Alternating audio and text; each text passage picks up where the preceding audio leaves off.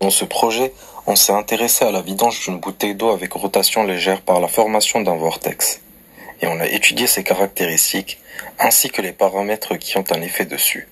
Ici, quand une bouteille est simplement retournée puis ouverte, on a des bulles d'air qui remontent périodiquement à la surface pour remplacer l'eau qui sort de la bouteille. Il s'agit de la méthode dite des glouglous. L'écoulement de l'eau et donc la remontée de l'air ne sont alors pas optimaux. Alors que lorsqu'on induit un mouvement de rotation du fluide, à la main par exemple, un vortex se forme et il optimise la remontée d'air, comme en témoigne la comparaison des deux temps de vidange. D'un côté, 12 secondes pour les glouglous, contre 6 secondes seulement pour le vortex. Dans un premier temps, nous avons agité une bouteille à la main. Et sur cette bouteille, nous avions fait des petits traits et avons pris une vidéo de l'écoulement de ce vortex dans cette bouteille après avoir agité à la main. Nous nous sommes rendus compte que la vitesse entre chaque trait était la même d'écoulement de l'eau en fait. Et en fait, on a aussi pris une vidéo du coup de cette bouteille et en prenant la vidéo, on se rend compte que c'est linéaire avec le temps, la vitesse d'écoulement. Et cela nous rappelle en fait comme les écoulements de sable finalement. Théoriquement, nous savons que la vélocité des particules en rotation juste autour du vortex est proportionnelle à 1 sur R, et nous avons décidé de faire une expérience afin de confirmer cette loi si elle s'applique bien pour nous. Afin de vérifier notre loi en 1 sur R, nous avons créé un montage de PIV, Particle Imaging Velocimetry. Dans ce montage, nous avons mis dans notre bouteille d'eau des particules micrométriques et nous avons agité afin de créer un vortex. En agitant le vortex, on a mis une nappe laser perpendiculaire à la bouteille et en filmant tout ça par le dessus. Et en fait, l'intérêt est de faire tourner la bouteille et de mettre en agitation les particules. Et grâce à la nappe laser, nous allons pouvoir les voir à la caméra. Et grâce à ça, nous allons pouvoir les traquer. Nous avons ensuite exploité nos vidéos sous imagerie afin de traquer nos particules juste en dehors du vortex. Et nous avons pu ainsi tracer un graphe de la rotation en fait du vortex, enfin juste autour du vortex, en fonction du rayon. Et en fait, on a fité ça avec une loi, avec un modèle en 1 sur R. Et en fait, on s'est rendu compte que du coup, notre modèle semblait bien valide en 1 sur R. Nous avons aussi fait une observation assez surprenante. Nous nous sommes rendus compte que plus la vitesse du vortex était rapide, plus on avait l'impression que finalement la bouteille se vidait moins vite. C'est les mesures que nous avons faites.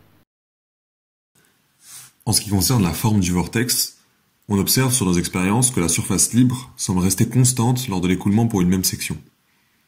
Pour vérifier cela, on a supposé que la hauteur de la surface libre était en A sur R puissance alpha. On a tracé la hauteur de la surface libre en fonction du rayon, en échelle logarithmique. En pratique, ce modèle est valable sur tout type de vortex, et la forme de la surface libre reste bien constante quelle que soit la hauteur sur une section constante. Mais on a également observé que d'un vortex à l'autre, les paramètres A et alpha pouvaient varier sur une gamme assez importante, plus ou moins 1 pour alpha par exemple. Pour avoir une expérience plus reproductible qu'un vortex initié à la main, on a pensé à utiliser un agitateur magnétique qu'on a retourné sur la bouteille. On sectionne le fond de la bouteille et on la rebouche de façon hermétique pour qu'elle ait un fond plat permettant la bonne rotation du barreau aimanté, tout en empêchant l'air de pénétrer par un autre endroit que le bouchon. L'avantage de ce montage, c'est qu'on peut contrôler la vitesse du barreau via l'agitateur magnétique et voir son impact sur le temps de vidange. On peut se demander si un vortex initié de cette façon équivaut à un vortex initié à la main. Les trajectoires des particules de fluide sont effectivement légèrement différentes, mais les caractéristiques de la vidange sont sensiblement identiques. On a donc utilisé ce montage et regardé le temps de vidange en fonction de la vitesse. En dessous d'une certaine vitesse, pour une ouverture de bouteille donnée, il n'y a pas d'écoulement car la surface d'entrée n'est pas assez grande pour laisser pénétrer une bulle d'air au sein du fluide pour compenser l'écoulement du fluide. On observe également qu'une fois une certaine vitesse de rotation ou d'initiation du vortex atteinte, le temps de vidange stagne à une valeur seuil. On est néanmoins limité par le montage pour atteindre des vitesses supérieures et observer le comportement de cette courbe à haute vitesse.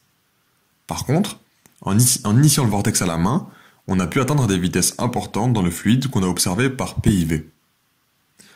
En combinant les données obtenues par PIV et les données obtenues avec le second montage, on peut deviner l'aspect global de cette courbe de vidange. En effet, avec l'agitateur magnétique, on a observé que le temps de vidange diminue en fonction de la vitesse d'initiation, pour de faibles vitesses. Avec la PIV, où l'initiation se faisait à la main, on a observé que plus la vitesse des particules de fluide était grande, plus le temps de vidange diminuait pour des grandes vitesses. En ajoutant à cela un argument théorique qui serait que pour des vitesses de rotation infiniment grandes, la force centrifuge plaquerait le fluide aux parois et ferait ainsi croître le temps de vidange vers des temps très longs, l'aspect de cette courbe de vidange est d'autant plus justifié. En se fiant à cette courbe, on peut donc se dire que pour une géométrie donnée, on peut optimiser la vidange. En pratique, pour vérifier ce constat, il faudrait designer une expérience qui permette de contrôler l'initiation du vortex mieux qu'à la main, et de balayer une grande gamme de vitesses. C'est ce sur quoi nous avons travaillé en fin de projet. Évidemment, de nombreux autres aspects du phénomène qui peuvent jouer sur le temps de vidange, comme la section du trou par lequel s'échappe l'eau et les forces de capillarité qui entrent en jeu, devraient faire l'objet d'une étude plus approfondie.